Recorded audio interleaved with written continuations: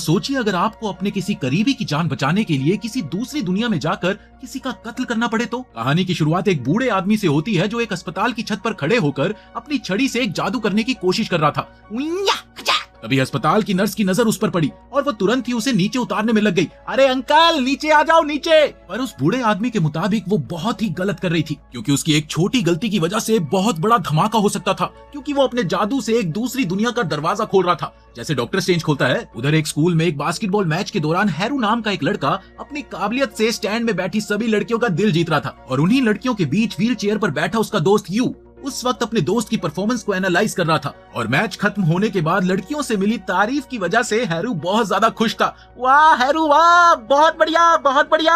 और अब उसको लग रहा था कि शायद वो सबसे बेहतरीन प्लेयर बन गया है, जिस पर यू का कहना था कि उसमें अभी भी सब्र की बहुत कमी है, जिसके चलते उसने मैच में 5 पॉइंट कम स्कोर किए थे। पर हैरू को उसकी ये बात कुछ खास पसंद नहीं आई, और उसका कहना था कि उसने ये जानबूझकर किया था ताकि और ज्यादा लड़कियां उसकी दीवानी हो जाए। तभी उनकी दोस्त कोटाना भागते हुए उनके पास आई और उसने हैरू को आज के मैच जीतने के लिए बधाई दी। बधाई हो हैरू, तुम जीत गए। और उसने साथ ही पूछा कि वो दोनों किस बारे में बात कर रहे थे, जिस पर यू ने उसे बताया कि कुछ नहीं, वो हम दोनों बस हैरू की फैन गर्ल्स के बारे में ही बात कर रहे थे, जो हैरू पर अपनी जान छिड़कती है। और ये बात सुनते ही कोटाना ने हैरू से पूछा, क्या तुम मुझ पर दोबारा चीट करने वाले हो? हैरू ने तुरंत ही इस बात को दाएं बाएं करने की कोशिश करी, पर कोटाना ने उसका कान पकड़कर उसे याद दिलाया कि कैसे वो अपनी एक फैन गर्ल के साथ कॉफी डेट पर गया था। याद है ना तुम्हें हैरू, याद है ना? बताओ बताओ। इधर ये तीनों दोस्त आपस में मजाक मस्ती कर ही रहे थे कि उसी वक्त ब्लैक हुडी और मास्क पहने हुए एक आदमी चुपचाप उनका पीछा कर रहा था। हैरू को अच्छे से डांटने के बाद कोटाना ने खट्टे संतरे खाने की इच्छा जाहिर करी, जिसके लिए उसे एक अच्छा रेस्टोरेंट भी पता था, और उसकी ये इच्छा सुनकर यू और हैरू भी तुरंत ही इसके लिए मान गए। और वो आदमी अभी भी उनके पीछे ही था। कुछ देर तक ऐसे ही चलने के बाद वो लोग एक सीढ़ियों के सामने पहुंच गए, जहां पहुंचकर कोटाना को एहसास हुआ कि यू तो उन सीढ़ियों से ऊपर जा ही नहीं सकता था, और इसीलिए उसने प्लान चेंज करने को कहा। पर इससे पहले कि कोई कुछ और बोल पाता, यू उन दोनों को ही अलविदा कहकर वहां से निकल गया। और उसका कहना था कि उसे बिल्कुल भी बुरा नहीं लगा, क्योंकि उसे इस सब की आदत पड़ चुकी थी। पर वहां से निकलकर जब यू घर पहुंचा तो वो काफी ज्यादा उदास था, और वो अपनी बड़ी बहन साकी को हेलो बोलकर चुपचाप अपने कमरे में चला गया, जहां पहुंचते ही वो जाकर बिस्तर पर लेट गया। पर उस वक्त यू के दिमाग में सिर्फ कोटोना के साथ बिताए हुए पल ही चल रहे थे, लेकिन उन सभी यादों में कोटोना उससे ज्यादा हैरू के करीब थी, और असल में यू को इसी चीज से जलन हो रही थी। उधर कोटोना को यू के लिए काफी बुरा लग रहा था, जिस पर हैरू ने उससे वादा किया कि अगली बार वो लोग यू के साथ पक्का उस रेस्टोरेंट में जाएंगे, चाहे उसके लिए उन्हें लंबा रास्ता ही क्यों न चुनना पड़े। और ये वादा करके वो दोनों अलग अलग रास्ते पर निकल गए। पर कुछ कदम चलते ही कोटोना को एहसास हुआ कि शायद कोई उसका पीछा कर रहा है, और जैसे ही वो पीछे मुड़ी तो उसका शक यकीन में बदल गया, और उसने पूरी रफ्तार से भागना शुरू कर दिया। साथ ही उसने अपना फोन निकालकर मदद के लिए अपने दोस्तों को भी फोन किया। ट्र ट्र, और सबसे पहले उसका फोन यू ने ही उठाया। फोन उठाते ही कोटोना ने उसे अपनी लोकेशन बताते हुए बताया कि कोई अनजान आदमी उसका पीछा कर रहा है। और जब यू ने उससे हैरू के बारे में पूछा तो उसने बताया कि हैरू फोन ही नहीं उठा रहा है। ये सुनते ही यू तुरंत ही कोटोना की मदद करने के लिए निकल गया, और कोटोना के पास जल्दी पहुंचने के लिए उसने साकी से लिफ्ट मांगी, जिसके लिए साकी भी तुरंत तैयार हो गई। रास्ते में यू ने हैरू को कई बार फोन करने की कोशिश करी, लेकिन उस वक्त हैरू कोटोना के बर्थडे के लिए गिफ्ट खरीदने में व्यस्त था, और उसका फोन बैग में पड़ा हुआ था। कोटोना की लोकेशन के पास पहुंचते ही यू गाड़ी से उतर गया, और साथ ही उसने साकी से हैरू को दोबारा फोन करने को कहा। साकी तुम एक बार दोबारा से हैरू को फोन करो। जिसके बाद वो खुद व्हील चेयर पर बैठकर कोटोना को ढूंढने में लग गया, और थोड़ी देर तक आसपास घूमने के बाद उसे अचानक से कोटोना की चीखें सुनाई दी, बचाओ। और जब वो उन आवाजों का पीछा करते हुए आगे बढ़ा तो उसने देखा कि एक अनजान आदमी ने कोटोना को पकड़ा हुआ था, और ये देखते ही यू पूरी रफ्तार से अपनी दोस्त को बचाने के लिए आगे बढ़ा। पर इससे पहले कि वो कोटोना तक पहुंच पाता, वो आदमी उसके पेट में चाकू मारकर वहां से भाग गया। अभी यू को अपनी आंखों पर यकीन ही नहीं हो पाया था कि उसके हाथों में उसकी घायल दोस्त पड़ी हुई है। तभी साकी से खबर मिलते ही हैरू भी वहां पर पहुंच गया, जिसे कुछ अंदाजा नहीं था कि आखिर वहां हुआ क्या था, और इसीलिए उसने गुस्से में यू से सवाल किया। और जब यू ने उसे उस अनजान आदमी के बारे में बताया तो हैरू को ये नहीं समझ आ रहा था कि आखिर यू कोटाना को अस्पताल ले जाने की बजाय उसे अपने हाथों में लेकर क्यों बैठा हुआ है। पर शायद उस वक्त हैरू अपने दोस्त यू की हालत को पूरी तरह से भूल गया था, और उसने यू पर गुस्सा करते हुए कोटाना को खुद अस्पताल ले जाने का फैसला किया, जिस पर यू ने उसे बार बार एम्बुलेंस बुलाने को कहा। पर हैरू कुछ भी सुनने को तैयार नहीं था, और वो कोटाना को उठाकर मेन रोड की तरफ निकल गया, जिसके बाद यू को भी मजबूरन उसके पीछे पीछे आना पड़ा। पर उस वक्त मेन रोड पर काफी ट्रैफिक मौजूद था, पीप पीप, और इधर हैरू को अस्पताल पहुंचने की जल्दी थी, इसीलिए उसने चलते ट्रैफिक के बीच से रोड पार करने की कोशिश करी। पर जैसे ही वो रोड के बीच में पहुंचा तो वो अनजाने में एक तेज रफ्तार से आ रहे ट्रक के सामने आ गया। पर इससे पहले कि वो ट्रक उसे टक्कर मारता, यू ने बीच में कूदकर उसे और कोटाना को बचा लिया। लेकिन तभी दूसरी तरफ से भी अचानक से एक बस आ गई, जिसके बाद उनका बचना नामुमकिन था। और जैसे ही उन्हें इस चीज का एहसास हुआ तभी अचानक से वो दोनों एक अनजान और अजीब सी दुनिया दुनिया में पहुंच गए, जहां उनके कपड़े और आसपास का माहौल बिल्कुल बदल गया था। पर तभी उन्हें एहसास हुआ कि कोटाना उनके साथ नहीं थी। तुम्हें पता कहीं कोटाना कहाँ है? उन दोनों को कुछ भी समझ नहीं आ रहा था और इसीलिए उन्होंने अपना फोन चेक करने का फैसला किया। पर जैसे ही उन दोनों ने अपना फोन निकाला तो उन्होंने देखा कि उनका फोन भी कंपास में बदल गया था और तभी अचानक से एक गुलाबी रंग का चिड़िया जैसा दिखने वाला जीव उन पर भौंकने लग गया। भाग! और जब उन्होंने अपने आसपास देखा तो उन्हें महसूस हुआ कि वहां मौजूद सभी लोग उन्हें ही घूर रहे थे। इसलिए यू ने सुझाव दिया कि उन दोनों को ही कहीं कोने में जाकर बात करनी चाहिए। पर जैसे ही यू खड़ा होकर आगे बढ़ा तो उसे यह एहसास नहीं हुआ कि वो अपने पैरों पर चल रहा है। पर यह बात हैरू के लिए बहुत अजीब थी और उसने तुरंत ही यू का ध्यान उसके पैरों की तरफ खींचा। और जब यू को इस बात का आभास हुआ कि वो अपने पैरों पर खड़ा है तो वो वहीं पर जम गया। जिसके बाद हैरू ने उसे एक बार फिर से चलने को कहा।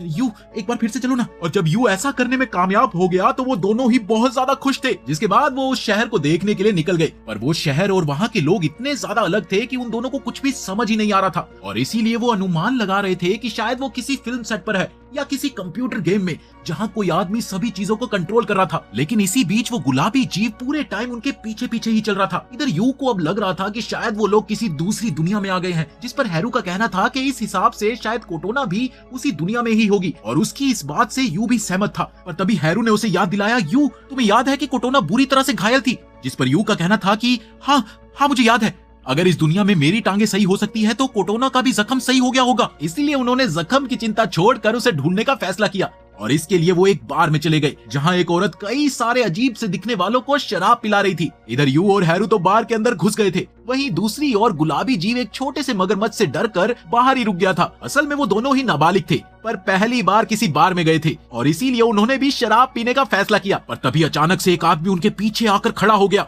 और जब उन दोनों ने उसकी शक्ल देखी तो हैरू तो डर ही गया। असल में उस आदमी का चेहरा एक कुत्ते जैसा था और उसकी आवाज एक ताकतवर आदमी जैसी। उस आदमी ने उन दोनों को ही पहली बार देखा था और इसीलिए उसने उन दोनों के वहां आने की वजह पूछी, क्या करने आए हो यहाँ पर? जिस पर उन्होंने बताया कि असल में वो अपनी दोस्त को ढूंढ रहे हैं। जिसके बाद वो आदमी उन दोनों को अपने टेबल पर ले गया जहां उसने अपनी बहादुरी भरे लड़ाई के किस्से सुनाने शुरू कर दिए। पता है एक बार क्या हुआ था? मैं वहां पर जीता और मैंने सभी को मार दिया। पर तभी यू ने उसे फिर से याद दिलाया, अंकल हम अपनी दोस्त को ढूंढ रहे हैं, है ना?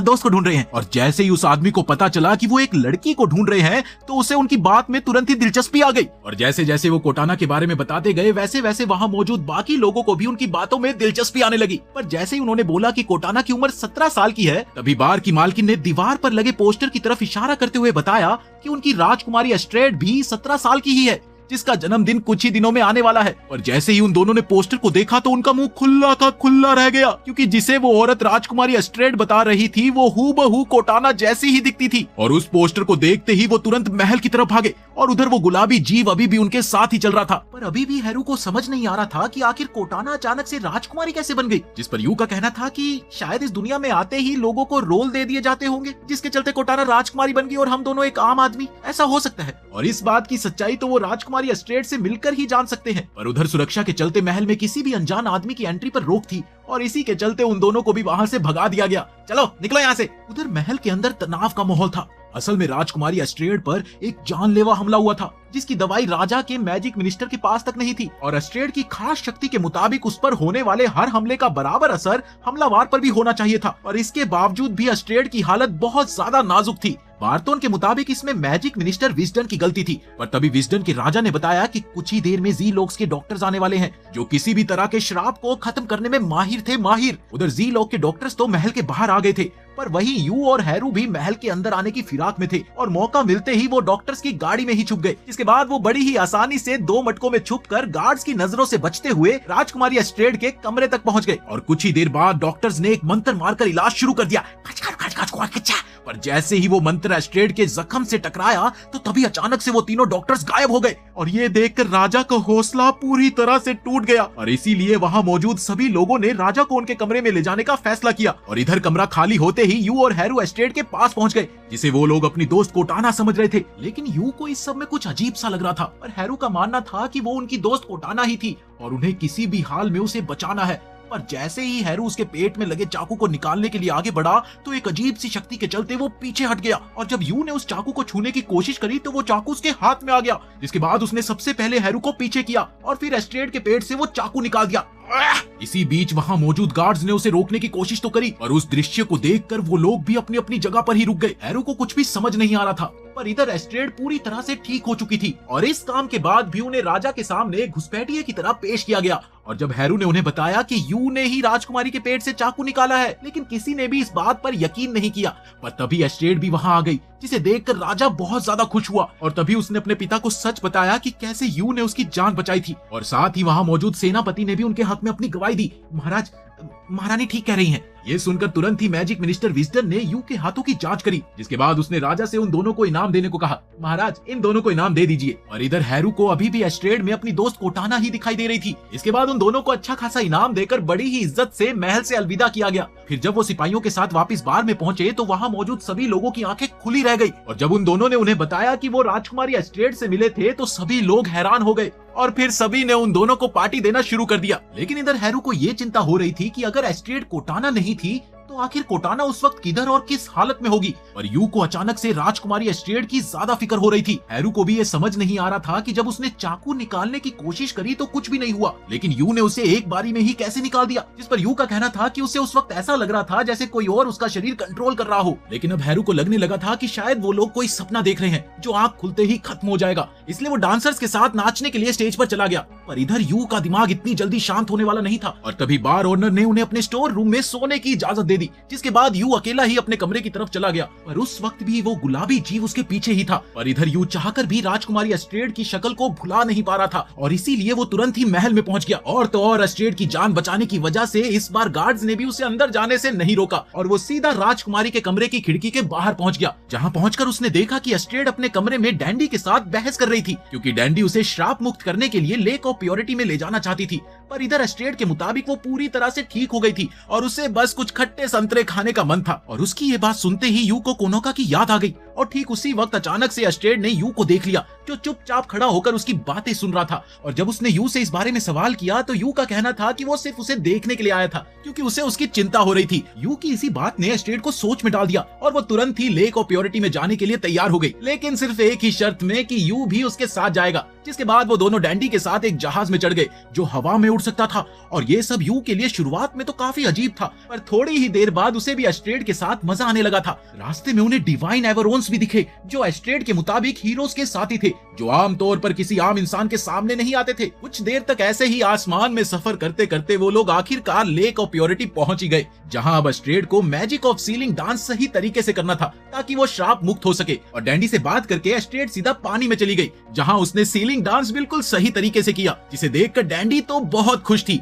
पर यू सिर्फ एस्ट्रेड को ही देखे जा रहा था और अपना डांस खत्म करके जब एस्ट्रेड बाहर आई तो उसने यू के सामने कोटाना के बारे में और ज्यादा जानने की इच्छा जाहिर करी। जिसके बाद यू ने उसे बताना शुरू किया कि कैसे ठीक एस्ट्रेड की ही तरह कोटाना बहुत ज्यादा सुंदर, तेज, जोशीली और खट्टे संतरे को पसंद करने वाली लड़की थी। और उन दोनों में सिर्फ दो ही चीज अलग थी, पहली कि कोटाना एक मामूली स्कूल की लड़की थी और दूसरी कि वो हैरू की गर्लफ्रेंड थी।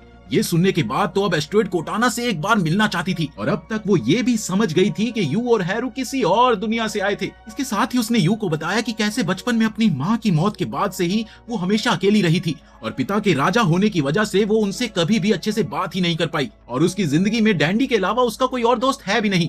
बस इसी वजह से वो हैरू, यू और कोटाना को अपने से ज्यादा खुशकिस्मत मानती थी। इसके बाद इन बातों को छोड़ते हुए एस्ट्रेड ने यू को अपने साथ पानी में खेलने के लिए बुलाया। यू आ जाओ ना, हम खेलते हैं, जिसके लिए यू भी तुरंत तैयार हो गया। तैयार तो होना ही था। उधर मैजिक मिनिस्टर विजडन को लग रहा था कि शायद यू और हैरू उनके दुश्मन ब्लैक बैनर से आए घुसपैठिए थे, जिन्होंने पहले एस्ट्रेड पर हमला करके फिर उसकी जान इसलिए बचाई थी ताकि वो राजा का भरोसा जीतकर उनके करीब आ सके। और इसीलिए विजडन चाहता था कि उन दोनों की ताकत परीक्षा ली जाए। और उसकी ये बात सुनते ही राजा को भी उनके ऊपर शक होने लगा था और वो किसी भी हाल में अपने राज्य को खतरे में नहीं डालना चाहते थे। अगली सुबह जब यू की आंख खुली तो वो उसी स्टोर रूम के कमरे में था और तब तक पास में ही बैठे हैरू को भी इस बात पर यकीन हो गया था कि वो लोग वाकई में एक दूसरी दुनिया में पहुंच गए हैं। तभी एक शाही गार्ड उनसे मिलने आया और उसने उन दोनों को एक तलवारबाजी की प्रतियोगिता में आमंत्रित किया, जिसे देखने के लिए वो दोनों ही काफी उत्सुक थे। पर वो ये नहीं जानते थे कि उन्हें तलवारबाजी देखने के लिए नहीं बल्कि दिखाने के लिए आमंत्रित किया गया था। और जब स्टेडियम में पहुंचकर उन्हें ये खबर मिली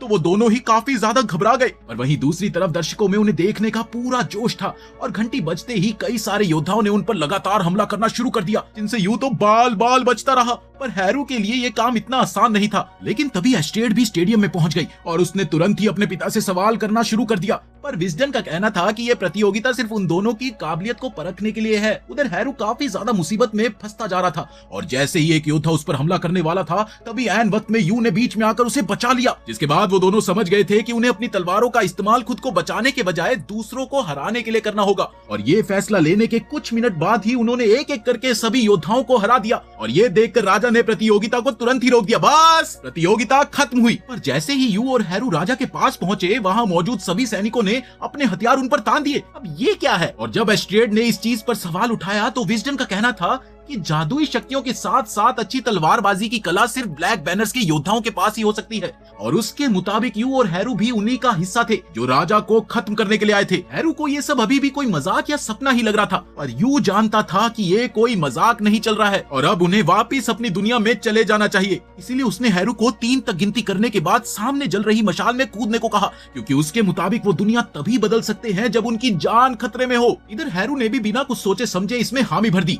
1 2 3 और यू के 3 तक गिनते ही वो दोनों मशाल में कूद गए, जिसके बाद वो एक छोटी सी रोशनी में गायब हो गए। और ये देखकर विजडन को लग रहा था कि शायद वो दोनों ट्रैवलर थे। बस फिर क्या था, जब उन दोनों की आंख खुली तो वो वापस अपनी दुनिया में ही थे और यू अभी भी व्हील चेयर पर ही था। उस वक्त वो एक रोड पर थे और तभी उन्हें कोटाना की आवाज सुनाई दी, जिसे देखकर हैरू बहुत ज्यादा खुश था और उससे उसका हाल पूछने के बाद यू ने उससे पूछा कि क्या कल कुछ अजीब हुआ था, जिस पर कोटाना ने उन्हें एक एक्सीडेंट के बारे में बताया जिसमें 3 लोगों की मौत हो गई थी। और उन 3 आदमियों की फोटो देखकर यू पूरी तरह से हैरान हो गया था। असल में उन तीनों लोगों की शक्ल उन्हीं डॉक्टर से मिलती थी जो एस्ट्रेड का इलाज करने आए थे। घर पहुंचकर यू के दिमाग में उसी बूढ़े आदमी की बातें चल रही थी जिससे वो बचपन में अस्पताल में मिला था और उस आदमी के मुताबिक दोनों दुनिया जुड़ी हुई थी और वहाँ मौजूद इंसानों की जिंदगी और मौत भी एक दूसरों के साथ जुड़ी होती है और हर एक चीज का असर दोनों दुनियाओं में पड़ता था। बस यही उन दोनों दुनियाओं का एक कड़वा रूल था। पर जब यू ने ये सारी बातें हैरू को बताई तो उसे इसमें कोई खास दिलचस्पी नहीं थी, क्योंकि उसकी कोटाना बिल्कुल ठीक थी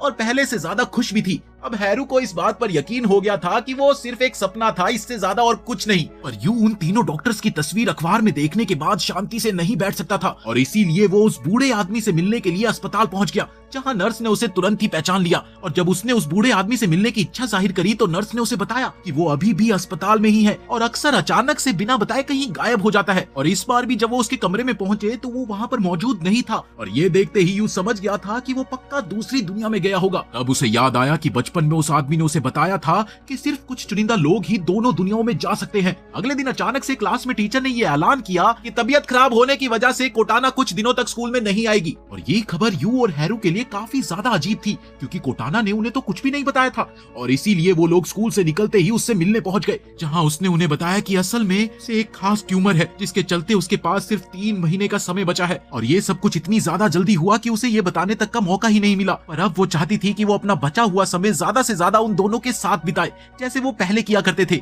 और विजिटिंग आवर्स की बंदिशों की वजह से कोटाना चुपचाप वापस अस्पताल में चली गई। पर इधर ये खबर सुनकर हैरू पूरी तरह से टूट गया था। इधर यू के दिमाग में अभी भी वही बूढ़े आदमी और एस्ट्रेड की बातें चल रही थी और अब उसे लग रहा था कि अगर इस दुनिया में कोटाना परेशानी में है तो इसका मतलब ये था कि वहाँ एस्ट्रेड भी दिक्कत में है और वो अब एस्ट्रेड की मदद करना चाहता है। इसलिए उसने हैरू को वापस से दूसरी दुनिया में चलने को कहा। पर उस वक्त हैरू को ये बातें सुनने का कोई मन नहीं था, क्योंकि अब उन्हें लग रहा था कि शायद उन्होंने एस्ट्रेड को बचाया था, इसीलिए अब कोटाना परेशानी में है। और साथ ही उसका मानना था कि शायद रूल के मुताबिक अगर दूसरी दुनिया में किसी की जान बच जाती है तो उसकी भरपाई उससे ही जुड़े आदमी की मौत से होगी और इसीलिए अब वो दूसरी दुनिया में जाने के लिए तो तैयार था, पर एस्ट्रेड को बचाने के लिए नहीं बल्कि उसे मारने के लिए। और यू को उसकी ये बात पसंद नहीं आई और उन दोनों ने आपस में ही लड़ना शुरू कर दिया। ठीक उसी वक्त वहीं ब्लैक हुडी वाला आदमी पूरी रफ्तार से उनके पास आया और वो दोनों तुरंत ही गायब हो गए। लेकिन इस बार हैरू अकेला ही एक अजीब सी जगह में पहुंच गया था जहाँ कई सारे राक्षस पिंजरे में बंद थे और तभी ग्लोर्थ नाम के एक आदमी ने उसको ट्रैवलर के तौर पर संबोधित करते हुए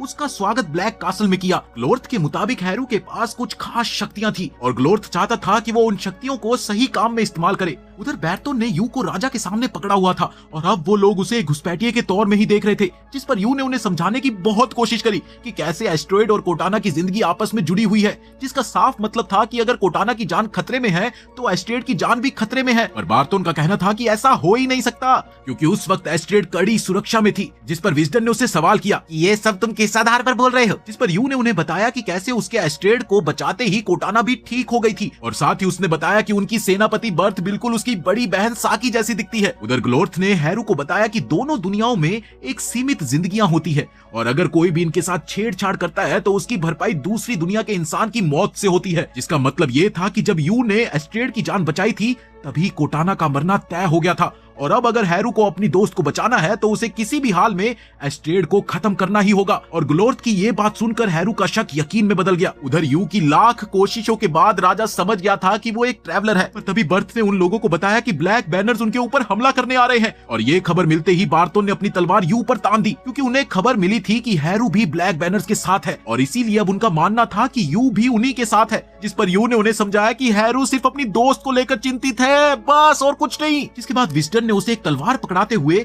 उसे एस्ट्रॉयड के सिक्योरिटी ऑफिसर के तौर पर नियुक्त कर दिया, पर इसके लिए एक शर्त थी कि यू को किसी भी हाल में राजकुमारी की जान बचानी है, और जब उसका सामना हैरू से होगा तो उसे अपने ही दोस्त का कत्ल करना पड़ेगा। कुछ सेकंड सोचने के बाद यू भी इसके लिए तैयार हो गया, क्योंकि उसके पास कोई और ऑप्शन था ही नहीं। थोड़ी देर बाद एस्ट्रॉयड उससे मिलने के लिए आई और वो अपने साथ जादुई खंजर भी लाई थी जो उसकी माँ की शक्तियों से बना हुआ था। असल में ये खंजर इसलिए बनाया गया था कि अगर कभी एस्ट्रॉयड की शक्तियों का इस्तेमाल गलत काम के लिए किया जाए तो उससे पहले ही इस खंजर से एस्ट्रॉयड को खत्म किया जा सके, और इस खंजर के वार को एस्ट्रॉयड का प्रोटेक्टिव मैजिक भी नहीं रोक सकता था। और अब एस्ट्रॉयड चाहती थी कि यू उसी खंजर से उसे खत्म कर दे, क्योंकि उसके चक्कर में यू और कोटाना को बहुत दिक्कत हुई थी। लेकिन यू ऐसा बिल्कुल भी नहीं करने वाला था, क्योंकि उसके मुताबिक किसी एक को बचाने के लिए किसी दूसरे का मरना जरूरी नहीं था। उधर ब्लैक बैनर्स पूरी रफ्तार से उनके राजा की तरफ बढ़ रहे थे और इधर शहर के सभी मर्द भी लड़ने के लिए तैयार थे। कुछ ही देर बाद दोनों सेनाओं में घमासान युद्ध शुरू हो गया, पर यह सब कुछ हैरू के लिए बहुत नया और अजीब था। लेकिन तभी ग्लोर्थ ने उसे याद दिलाया कि किसी अपने को बचाने के लिए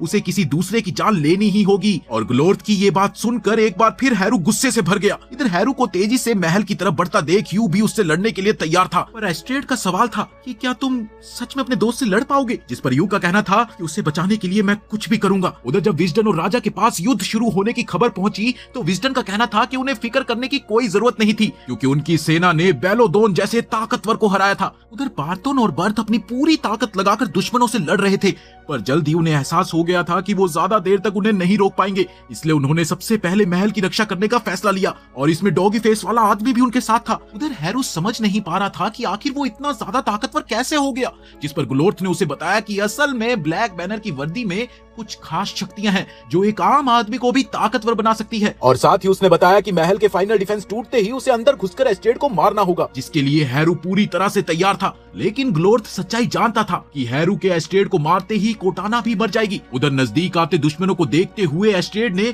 अपने पिता से करिश्माई तलवार मून स्टार का इस्तेमाल करने को कहा, जो उनके राज्य की सबसे ताकतवर तलवार थी। जिस पर राजा का कहना था कि वो चाहकर भी ऐसा नहीं कर सकते, क्योंकि उनके पास वो तलवार थी ही नहीं। पर एस्ट्रॉयड को इस बात पर विश्वास नहीं हुआ, क्योंकि उसने वो तलवार खुद अपनी आंखों से देखी थी। इस पर राजा ने उसे बताया कि असल में वो तलवार नकली थी। असल में कई साल पहले राजा के पिता ने उस तलवार का इस्तेमाल बेलोडोन के खिलाफ किया था, और अपनी ताकतों का गलत इस्तेमाल होता देखकर वो तलवार गायब हो गई थी, और उसी दिन के बाद से अपनी इज्जत बचाने के लिए एक नकली तलवार बनाकर उसे महल में सजा दिया गया था, ताकि किसी को भी सच पता न चल सके। उधर यू अपनी पूरी ताकत से दुश्मनों से लड़ रहा था कि तभी उसकी नजर महल की तरफ बढ़ रहे हैरू पर पड़ी, और वो तुरंत ही उससे लड़ने के लिए नीचे आने लगा। पर यू से लड़ने से पहले हैरू को बर्थ और उसके साथियों का सामना करना था, जो महल के दरवाजे पर उसका इंतजार कर रहे थे। लेकिन अब तक हैरू इतना ज्यादा ताकतवर हो गया था कि उसने बर्थ को एक ही वार में नीचे गिरा दिया, जिसके तुरंत बाद वो यू के सामने खड़ा था। यू ने एक बार फिर हैरू को समझाने की कोशिश करी, देख भाई कुछ नहीं होगा, ऐसा मत कर। पर हैरू ने ग्लोर्थ की बात को सच मान लिया था कि कोटाना को बचाने के लिए उसे एस्ट्रॉयड को मारना ही पड़ेगा, और इसके लिए वो यू से लड़ने के लिए भी तैयार था। इधर यू और हैरू अपनी पूरी ताकत से लड़ रहे थे, और उधर बर्थ को खत्म करने के लिए कुछ सैनिकों ने उसे कैदी बना लिया था। लेकिन यू चाहकर भी उसे नहीं बचा सकता था, क्योंकि उस वक्त वो हैरू से लड़ने में व्यस्त था। यू ने उसे कई बार समझाने की कोशिश करी, पर हैरू उसकी बात समझने को तैयार ही नहीं था, और और वो बस किसी भी हाल में एस्टेड को खत्म करना चाहता था, चाहे इसमें उसकी खुद की जान ही क्यों ना चली जाए। और लड़ते लड़ते बीच में एक समय ऐसा भी आया जब उन दोनों की ही तलवार एक दूसरे को छूने ही वाली थी कि तभी अचानक से वहां काफी सारी रोशनी आ गई। और उस वक्त उन दोनों के दिमाग में ये चल रहा था कि कैसे वो एक दूसरे को पहली बार मिले थे। बचपन में एक दिन जब हैरू अपने कुछ दोस्तों के साथ खेल रहा था, तभी खेलते खेलते उनका कहने एक खतरनाक कुत्ते को लग गया, जिसे देखते ही उसके बाकी दोस्त भाग गए थे। पर हैरू समय रहते वहां से निकल नहीं पाया और उस कुत्ते ने उसके ऊपर हमला कर दिया। और जैसे ही हैरू को लगा कि वो मरने वाला है, तभी व्हील चेयर पर बैठे एक छोटे से बच्चे ने उस कुत्ते को पत्थर मारकर उसे बचा लिया। और ये बच्चा कोई और नहीं बल्कि यू ही था। पत्थर लगते ही उस कुत्ते ने यू के ऊपर हमला कर दिया, पर यू भागने वालों में से नहीं था और उसने बड़ी ही बहादुरी से उस कुत्ते का सामना किया। और व्हील चेयर पर होने के बावजूद भी यू में जो हिम्मत थी उसे देखकर हैरू काफी ज्यादा हैरान था। बस इसीलिए उसने यू को अच्छे से जानने के लिए उससे उसकी कहानी पूछी, जिस पर यू ने बताया कि असल में उसने अपने माता पिता को एक प्लेन क्रैश में खो दिया था और वो उस हादसे में बचने वाला एक लौता इंसान था। लेकिन उसी हादसे में उसने अपनी टांगे खो दी। पर उसे अब किसी भी चीज का अफसोस नहीं था, क्योंकि उसके पास मिस साकी थी, जिसने उसे अपने छोटे भाई की तरह पाला था। उसकी ये कहानी सुनकर हैरू को वो बहुत ज्यादा पसंद आया और इसीलिए उसने यू से दोस्ती का हाथ बढ़ाया। हेलो, मुझसे दोस्ती करोगे? उधर जब यू को होश आया तो उसने टीवी पर देखा कि जिस अस्पताल में कोटाना दाखिल थी उसमें आग लग गई। और अब यू को लग रहा था कि इस चीज का भी दूसरी दुनिया के साथ कोई ना कोई ताल्लुकात है। और तभी उसकी नजर पास ही में खड़े हैरू पर पड़ी, जिसने उसे बताया कि कोटाना उस वक्त सो रही है और उसकी तबीयत बिगड़ती जा रही है। और ये सुनकर यू ने उसे एक बार फिर से समझाने की कोशिश करी, अरे भाई, तू जितना ज्यादा एस्टेट के करीब पहुंचता जाएगा उतनी ही कोटाना की तबीयत बिगड़ती जाएगी, क्योंकि उन दोनों की जिंदगी आपस में जुड़ी हुई है, समझने की कोशिश कर। पर हैरू अब भी इस बात को मानने के लिए तैयार नहीं था और इसीलिए यू ने उसे अस्पताल में लगी आग के बारे में बताया, क्योंकि उसका मानना था कि अस्पताल में लगी आग का सीधा लिंक महल में मची तबाही से था। और हैरू को अभी भी ग्लोर्थ की बात पर विश्वास था, क्योंकि यू के पास अपनी बात को साबित करने के लिए कोई सबूत ही नहीं था। और उसकी ये बात सुनते ही यू को बर्थ का ख्याल आया और वो तुरंत हैरू के साथ अपने घर को भागा। उधर जैसे ही साकी वापस अपने घर लौटी तो वहां पर ब्लैक हुडी वाला आदमी पहले से ही उसका इंतजार कर रहा था और उसने साकी को उसके नाम से बुलाते हुए उसका स्वागत किया, हेलो साकी। और इससे पहले कि वो आदमी साकी पर हमला कर पाता, तभी हैरू और यू भी वहां पर पहुंच गए और यू ने एक पौधा उठाकर उस आदमी के मुंह पर मार दिया, जिसके बाद उस आदमी ने एक बड़ी मकड़ी का रूप लेकर उनका पीछा करना शुरू कर दिया। इधर साकी को ये समझ नहीं आ रहा था कि आखिर उस आदमी को उसका नाम कैसे पता था और उसकी इसी बात ने यू का सारा ध्यान अपनी तरफ खींच लिया। अब उसे सब कुछ समझ आने लगा था और उसने हैरू को बताया कि उसे साकी की जान पर आने वाले खतरे का पता तभी चल गया था जब उसने बर्थ को कैद होते हुए देखा था। और अब धीरे धीरे हैरू को भी उसकी बात पर यकीन हो रहा था। पर अचानक से उस मकड़ी ने उनकी गाड़ी की छत पर बैठकर उनके ऊपर हमला करना शुरू कर दिया, जिससे बचने के लिए साकी ने गाड़ी को पूरी रफ्तार से राइट में घुमा दिया और इसी बीच नियंत्रण खोने की वजह से गाड़ी सीधा पानी में गिर गई, जिसके चलते वो दोनों एक बार फिर दूसरी दुनिया में पहुंच गए। थोड़ी ही देर बाद यू राजा और विजडन के सामने खड़ा था, जो चलते युद्ध में उसे वहां पर देखकर काफी हैरान थे। पर यू का कहना था कि वो वहां पर लड़ने के लिए आया है, लेकिन किसी को भी उसकी बात समझ नहीं आ रही थी। और तभी यू ने विजडन पर गद्दार होने का आरोप लगाना शुरू कर दिया, गद्दार। और वो ये सब कुछ सोच समझ के कह रहा था और उसका कहना था कि किसी अंदर के आदमी को ही पता था कि राजकुमारी को रॉयल स्पेल की शक्तियों की वजह से एक खास खंजर से मारना जरूरी था। और जब यू ने उस खंजर को निकाला तो उसने खंजर पर विजडन की खुशबू का एहसास किया और साथ ही यू ने बताया कि सिर्फ कुछ गिने चुने लोगों को ही साकी का नाम पता था और उस पर हमला करने वाले ने उसे उसके नाम से बुलाया था। विजडन इस आरोप को झूठा बता ही रहा था कि तभी एस्टेड ने कहा कि इस्तेमाल के बाद जादू अपनी खुशबू अक्सर छोड़ता है और सिर्फ खुशबू ही नहीं बल्कि और भी कई सारे सुराग छोड़ता है और रॉयल स्पेल के चलते उस पर हमला करने वाले को भी बराबर जख्म आने चाहिए थे। इसीलिए एस्टेड ने विजडन से अपने कपड़े उतार कर अपनी बेगुनाही साबित करने को कहा और तभी हैरू भी वहां पर पहुंच गया और उसने बताया कि ग्लोर्थ अक्सर उसके सपने वाली बात को उसे भड़काने के लिए इस्तेमाल करता था, जैसे मानो वो महल के अंदर हो रही बातों को सुन सकता हो। तभी बर्थ भी वहां आई और उसने बताया कि जिस तरह से ब्लैक बैनर्स की सेना महल के अंदर घुस रही थी, उससे ये साफ जाहिर होता है कि कोई अंदर का आदमी उनकी मदद कर रहा है। और उनके ये सारे आरोप सुनने के बाद विजडन ने आखिरकार अपने कपड़े उतारते हुए अपना असली परिचय ब्लैक बैनर के लीडर ग्लोर्थ फेलग्रिम के रूप में दिया। उसके पूरे शरीर पर जख्मों के निशान पड़े हुए थे और साथ ही उसने बताया कि वो एस्टेड के शरीर के अंदर मौजूद शक्तियों के पीछे था और अब वो किसी भी हाल में उन्हें लेकर ही मानेगा। और साथ ही उसने एस्टेड के पिता को बोला कि तुम राजा बनने के लायक ही नहीं हो और तुम्हारी जगह राजा शिडोलास को बनाना चाहिए। ये सुनते ही राजा ने उसे अपना मुंह बंद करने को कहा, अपना मुंह बंद करो। जिस पर ग्लोर्थ ने उसे बताया कि असल में वो खुद राजा का बड़ा भाई शिडोलास है और वो मरने के बाद जादू की मदद से खुद को जिंदा करके यहाँ आया था ताकि अपने साथ हुए अन्याय का बदला ले सके। असल में एवरमोर के राजा ने एक समझौते के तौर पर अपने बड़े बेटे सिडोलास को बेलोडोन के राजा को दे दिया, पर इसके बावजूद भी सिडोलास ने वहीं पर अपना एक नया परिवार शुरू करके अपनी खुशियां ढूंढ ली थी। पर कुछ समय बाद एवरमोर के राजा और सिडोलास के पिता ने बेलोडोन पर हमला कर दिया, जिसमें सिडोलास और उसका उसका पूरा परिवार खत्म हो गया था और अब उसे इस बात का बदला लेना चाहिए था। पर ग्लोर्थ जानता था कि रॉयल स्पेल के मुताबिक अगर उसने एस्ट्रेड को मारा तो वो खुद भी मर जाएगा, इसलिए उसने इस काम के लिए हैरू का इस्तेमाल करने का फैसला किया और उसके एक इशारे पर हैरू सब कुछ भूलकर एस्ट्रेड पर हमला करने लग गया। यू ने उसे रोकने की कोशिश तो करी, पर ब्लैक बैनर के सूट की वजह से हैरू बहुत ज्यादा ताकतवर हो गया था। इधर जितना एस्ट्रेड की जान पर खतरा बढ़ता जा रहा था, उधर उतनी ही परेशानी कोटाना को भी हो रही थी। हैरू सभी के ऊपर भारी पड़ रहा था, पर तभी यू ने अचानक से एक जादुई शक्ति से हैरू को एक झटके में नीचे गिरा दिया। पर असल में यू को भी नहीं पता था कि उसने ये सब कैसे किया था। इसके बाद यू और बर्थ ने ग्लोर्थ पर हमला करने की कोशिश तो करी, पर वो उन दोनों के हमलों से बचते हुए एस्ट्रेड को लेकर बाहर आ गया, जहां उसने एस्ट्रेड को जमीन पर लेटा दिया। वो इस बात को अच्छे से समझता था कि वो खुद एस्ट्रेड को जान से नहीं मार सकता और इसीलिए उसने एस्ट्रेड को एक अलग तरीके से खत्म करने का फैसला किया। फिर एक धमाका हुआ और एक नोकीली चीज एस्ट्रेड पर गिरने ही वाली थी, तभी यू ने बीच में कूदकर उसे बचा लिया, पर इस बीच वो खुद बहुत जख्मी हो गया था। ये देखकर एस्ट्रेड बहुत ज्यादा दुखी थी और वो यू को एक कोने में ले गई और उसे एक किस करने के बाद हैरू और एस्ट्रेड ने उसे वहीं पर उनका इंतजार करने को कहा। इसके बाद वो दोनों ग्लोर्थ का सामना करने के लिए चले गए, जो काम उनके लिए नामुमकिन था। और उनके वहां से जाते ही यू से मिलने वही अस्पताल वाला बूढ़ा आदमी आया और उसने यू को देखते ही पूछा कि क्या उसे सामने खड़ी मौत से डर लग रहा है, जिस पर यू ने हामी में जवाब दिया। तभी उस बूढ़े आदमी ने बताया कि तुम लाखों में एक हो, क्योंकि तुम अपने से पहले दूसरों के बारे में सोचते हो और इसीलिए वो यू को एक बहुत बड़ी जिम्मेदारी देना चाहता है। और ये कहते ही उसने यू के हाथ में अपनी छड़ी पकड़ा दी। यू को कुछ भी समझ नहीं आ रहा था और वो आदमी उसे अलविदा कहकर वहां से चला गया। अलविदा यू। और उस वक्त वो गुलाबी जीव भी उसी के साथ था। उधर ग्लोर्थ ने अब इस लड़ाई को खत्म करने का फैसला कर लिया था और उसने खुद को एक विशाल मकड़ी में बदल लिया। और जैसे ही उसने एस्ट्रेड को पकड़ा तो हैरू ने उसे रोकने की कोशिश करी और उसने हैरू को एक ही झटके में काफी दूर फेंक दिया। लेकिन जैसे ही वो उसे खत्म करने वाला था, तभी ऐन वक्त पर यू ने उस छड़ी से उस वार को रोक दिया। और जैसे ही यू ने अपनी पूरी ताकत लगाई तो उस छड़ी ने एक तलवार का रूप ले लिया, जिसे देखकर सभी लोग हैरान थे, क्योंकि वो कोई मामूली तलवार नहीं बल्कि शाही तलवार मून स्टार थी। ये देखकर ग्लोर्थ भी घबरा गया था और इसीलिए उसने एस्ट्रेड की शक्तियां निकालने के लिए आसमान में उड़ने का फैसला किया, क्योंकि वहां उस तक कोई नहीं पहुंच सकता था।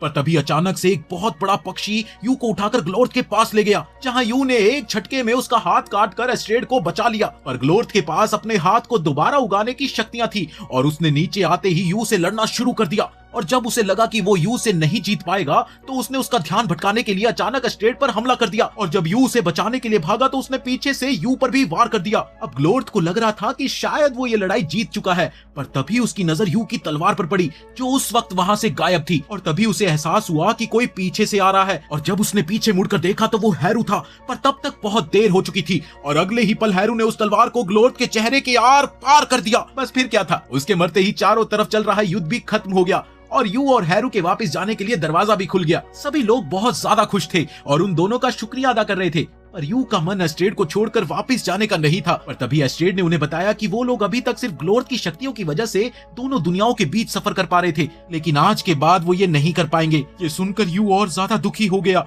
और इधर एस्ट्रेड भी बहुत दुखी थी, क्योंकि वो अपनी सारी जिंदगी यू के साथ बिताना चाहती थी। वहीं दूसरी तरफ हैरू लगातार यू को चलने के लिए बोल रहा था, क्योंकि धीरे धीरे दरवाजा छोटा होता जा रहा था। और आखिरकार सबको अलविदा बोलकर यू और हैरू उस दरवाजे में कूद गए। पर यू के दिमाग में अभी भी एस्ट्रेड की शक्ल ही घूम रही थी और उसने तुरंत हैरू से माफी मांगते हुए अपने बचपन के दोस्त का हाथ छोड़ दिया। और जब हैरू की आंख अपनी दुनिया में खुली तो मिस साकी उसे देखकर बहुत ज्यादा खुश थी। उसने हैरू को बताया कि गाड़ी के नदी में गिरने के बाद से वो पिछले 1 महीने से कोमा में था। तभी कोटाना भी उससे मिलने आई, जो पूरी तरह से ठीक थी और अपनी दोस्त को ऐसे देखकर हैरू भी बहुत ज्यादा खुश था, पर उसे अभी भी यू कहीं दिखाई नहीं दे रहा था। और जब उसने उन दोनों के सामने यू का नाम लिया तो उन्हें यू नाम के किसी इंसान के बारे में कुछ भी याद नहीं था। और ये खबर हैरू के लिए बहुत बड़ी थी, क्योंकि इस बात से उसे एक ऐसी चीज का एहसास हुआ जिसने उसकी और यू की दोस्ती का मतलब ही बदल दिया। हैरू के मुताबिक यू और उसकी एक ही जिंदगी थी, जो अलग अलग दुनियाओं में जिंदा थे और उन दोनों की जिंदगियां आपस में जुड़ी हुई थी और इसीलिए उन्हें प्यार भी उन्हीं लोगों से हुआ जो असल में जुड़े हुए थे, जैसे कोटाना और एस्ट्रेड। और असल में यू इस दुनिया का हिस्सा ही नहीं था, वो बस उस प्लेन क्रैश वाले दिन इस दुनिया में आ गया था और अनजाने में हैरू का सबसे खास दोस्त बन गया। अब हैरू समझ गया था कि यू असल में एक ट्रैवलर था जो उस दुनिया में उसकी जान बचाने के लिए आया था। और अब हैरू को लग रहा था कि यू भी दूसरी दुनिया में अच्छे से अपनी जिंदगी जी रहा होगा और उधर यू भी एस्ट्रेड के साथ खुश था। वीडियो पसंद आई तो लाइक कर देना, चैनल को सब्सक्राइब कर देना। मिलते हैं अगली वीडियो में।